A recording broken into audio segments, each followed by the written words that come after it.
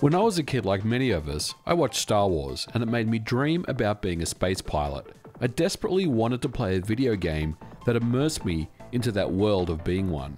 The closest thing for me was Star Wars Arcade, with its sit-down cockpit and fully vectorized 3D graphics. But the game ate your money so fast, it was all over before you could blink.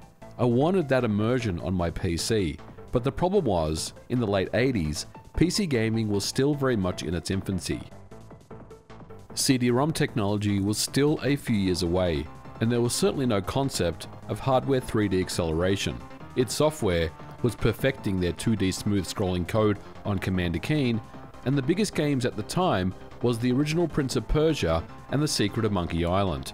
Most people who could afford PCs back then were running on 386 PCs. If you were rich enough to own a 486, you were truly in a league of your own. Many games on the PC at the time were ports from the Amiga, and because the PC had no custom hardware for games, most of these ports weren't very good. One aspect where the PC had the edge was flight and space combat simulators. Early combat simulators, while impressive, were complex and required studying a manual and memorization of many keys on the keyboard. The games used flat shaded polygons, and while there were moments of immersion, it mostly was staring into an empty space or a horizon. Elite by Ian Bell and David Braben certainly pioneered the genre, but everything changed in 1990 when Chris Roberts and Origin Systems released Wing Commander.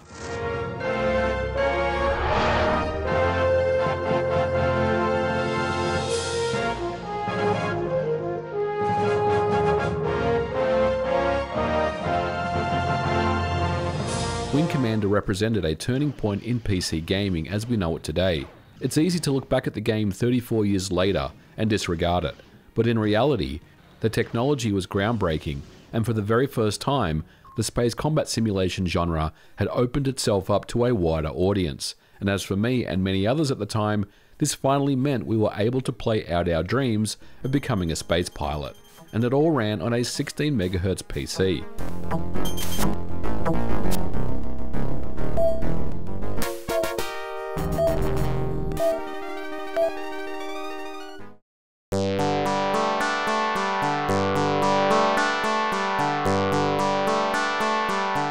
The story of Wing Commander is an interesting one. Chris Roberts, who worked at Origin for several years, had just finished his game Times of Law, a very competent RPG that released in 1988. Origin, of course, were well known at the time for the Ultima series, but after Times of Law, Chris took it upon himself to focus his efforts on his next game.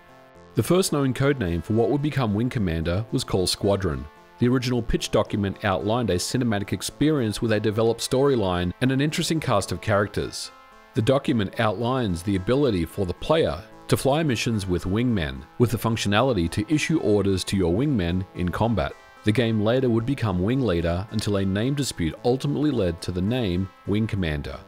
In 1990, the technology that Wing Commander used was groundbreaking. Before Wing Commander, most flight and space simulators mostly used simple flat-shaded 3D polygons, but this approach would ultimately be limited to the amount of processing available to conventional PCs at the time, and as a result, most flight simulators required high-end PCs that were simply out of the reach of most consumers.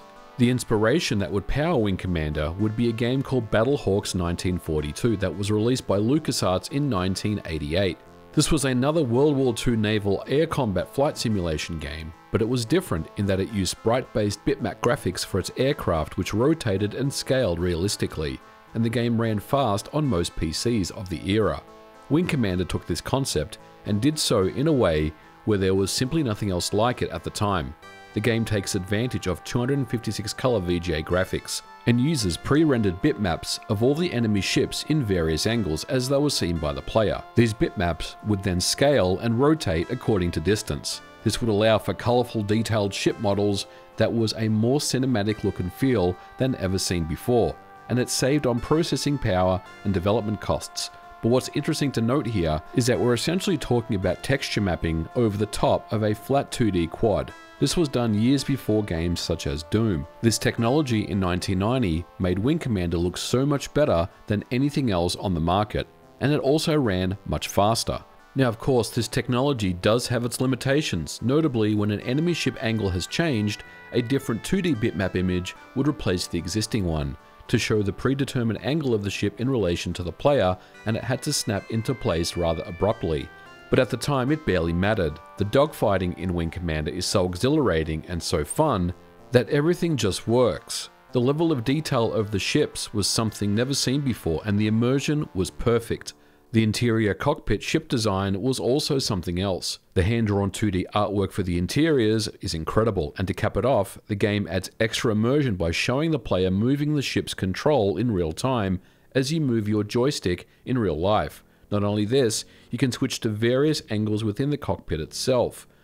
The game design was also considered ahead of its time. The impressive intro sequence starts with the conductor about to kick off an epic military space symphony, one that's well and truly burnt into the brain of myself and many others. The theme song is excellent and gets you hyped for what's to come, and it doesn't disappoint. From here, you'll quickly hit a game over screen. This section is a training simulator where you're meant to lose in order for you to enter your name and call sign. The name and call sign that you enter here carries over to the main game itself. And rather puzzling, when you get into the main game, it looks like a standard point-and-click adventure game at first glance. But what Wing Commander is doing is immersing you into the game's story and its cast of characters. Shotglass is one of my favorites. He's the ship's bartender and the first character that you'll meet.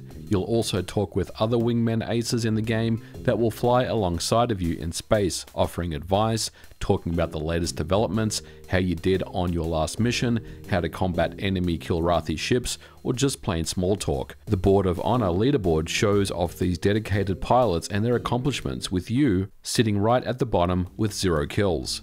The story of Wing Commander is told through animated cinematics. You're an unnamed Terran Confederation pilot assigned to the Tiger's Claw carrier amidst a vicious war against the race of bloodthirsty Kilrathi. The animated cutscenes lip sync in time with the dialogue. Mission briefings consist of a look at the mission itself before you fly out, and which wingman will be flying alongside of you. In some instances, you'll be flying solo. This is a non-interactive cutscene that continues the story arc of the game, and once it's time to board your ship and jet off into space, an awesome animated intro sequence is shown of the pilots rushing towards the hangar bay, ready to engage in combat. This is all before you've even entered the cockpit. Although Wing Commander is a space combat simulation, Origin did a great job not overwhelming the player with a ton of controls to memorize. In fact, while there are a few keyboard controls you'll need to know in order to play the game, there's really only a handful that you'll be using most of the time. This is another great design choice. Serious flight simulations have a high learning curve and barrier of entry for this reason. You'll need to get ready and familiar with many of the controls before being able to fly and successfully complete missions. With Wing Commander, you're thrust into the action very quickly. With an intuitive waypoint system to take you to your next objective, you can communicate with your wingmen and provide them with orders. The cockpit will show your ship, the current state of shields and damage it's taken, and with enough direct hits on your ship after your shields have been taken down, vital equipment will start to get destroyed. Lock onto an enemy and you can see the damage that they're taking. Wingmen can be killed in action, and when this happens, if you've gotten to know them during the game, it can be devastating seeing an empty seat to where they previously sat at the bar. There's even a 21 gun salute sequence when this happens. You as the player can also be killed in action, but interestingly, you can press Ctrl E to eject from your ship if you're in a no-win situation. Ejecting doesn't mean you need to replay the mission over again. The story continues on. Chris Roberts wanted to avoid the common practice of players basically loading their save games over and over again until they could beat the mission. This broke the immersion of the game, and as a solution, the Origin team developed a system where there was a branching path where you could either win or lose in a mission. All missions could be completed whether the player had succeeded or failed, leading to a branching storyline. Constantly do well and succeed, you're on the winning track. You'll be rewarded with medals and different ships to fly, with a total of 4 in the game. Losing puts you on a different track, but you can always recover from with enough victories. The sound and music of Wing Commander is also top quality, taking full advantage of both Adlib and Roland MT32 MIDI. The music is superb, especially during the missions themselves. A dynamic sound system was designed to shift the music into more intense pieces as the combat heats up. Once again, this technology was developed by Origin Systems many years before other companies such as LucasArts had developed their own iMuse technology for games such as Dark Forces.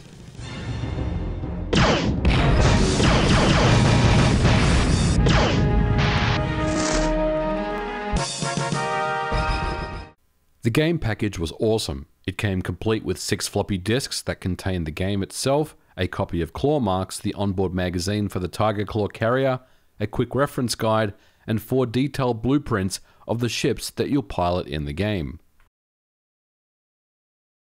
Wing Commander is a very difficult game to play in modern times. As an older PC game, it's inherently tied to the clock speed of the computer. What this means is, the faster the processor, the faster the game runs. If you owned a 486DX66 for example, Wing Commander was borderline unplayable. The sweet spot tends to be a high-end 386 or a low-end 486 PC at around 25 MHz. According to Dennis LeBay, the principal artist on the game, he recalls that a 16 MHz 386 PC was used to develop the game on, and as such, it can be a bit of a pain to get the game running well on a modern PC. The best thing that you can use is DOSBox at around 3000 cycles. This will give you a mostly faithful experience. The problem is, the game gets faster when there's less happening on screen. For example, a combat sequence of 4 Kilrathi will make the frame rate chug, but as you dispatch them one at a time, the frame rate picks up and gets faster and faster. The best way to experience Wing Commander is to run on a PC that it was originally designed for. And then came the ports. Let's start with the Amiga version. The Amiga 500 version released in September of 1992. This was 2 years after the original PC version. The Amiga version is quite good, with good audio, and as long as you have some type of accelerator card, it does run quite well. On a stock Amiga, the 2D bitmap technology does struggle quite a bit, but on an 020 processor or higher with some fast memory, the game overall runs much better. And it's a pretty good port.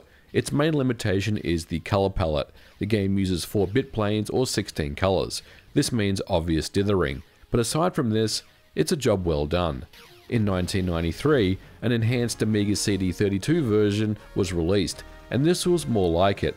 It used the Amiga's AGA mode for a 256 color display and ran much better on an 020 equipped CD32. In many ways, this is the best version next to the PC. It's quite faithful. And again, with some additional expandability, the game will run on faster processors quite nicely. In March of 1992, a Super Nintendo version was released. This one was quite interesting. In many ways, Wing Commander was attempting to do Mode 7 before Mode 7 even existed, and Mode 7 is exactly what Wing Commander uses on the SNES in its combat sequences. And surprisingly enough, all the relevant controls are mapped to some combination of button presses that does feel intuitive. Unfortunately, however, there is no battery save on the cartridge. The biggest issue, however, is the limitation of Mode 7 means that you can only ever fight one ship at a time. And this really does take you out of the combat, especially when you're in a dogfight with 4 or so enemies. Having one ship at a time really just kind of breaks up the game for me.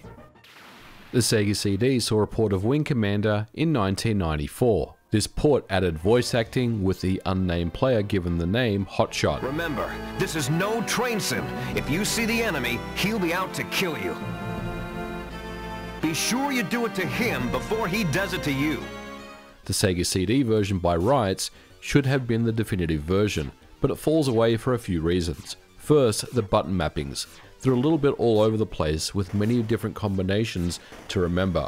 But the biggest issue, unfortunately, for the Sega CD version is that it suffers from poor frame rates, which is a little puzzling because the Sega CD has scaler technology in the hardware that's been used on other titles and can prove that the hardware is more than capable of scaling and rotating bitmaps at good speeds. And the very long loading pauses means overall it's not a great experience. Still, the Sega CD version is worth a look. It's a unique version of the game and some may prefer the voice acting over the text dialogue of the original. These ports of Wing Commander to various computers and consoles weren't bad. They for the most part kept everything intact. The problem was that by 1992, From a technical aspect, Wing Commander was looking quite dated.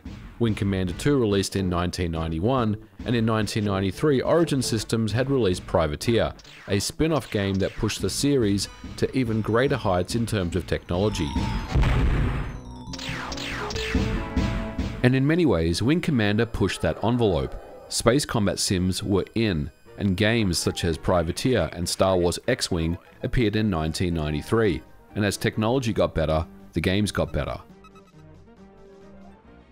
Wing Commander went on to be a smash hit franchise, with sequels, books, movies, it had it all. Chris Roberts became a household name and is still very much in the news today, perhaps more now than ever, with Star Citizen.